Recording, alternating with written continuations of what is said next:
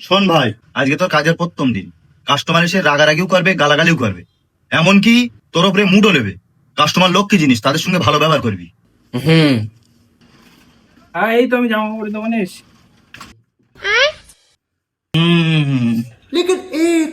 একটা শার্ট আর একটা মনার জন্য ব্যাগি প্যান্ট আর একটা লাল কালারের গেঞ্জি, তাই তো? এগুলো সব কেনা হয়ে গেছে?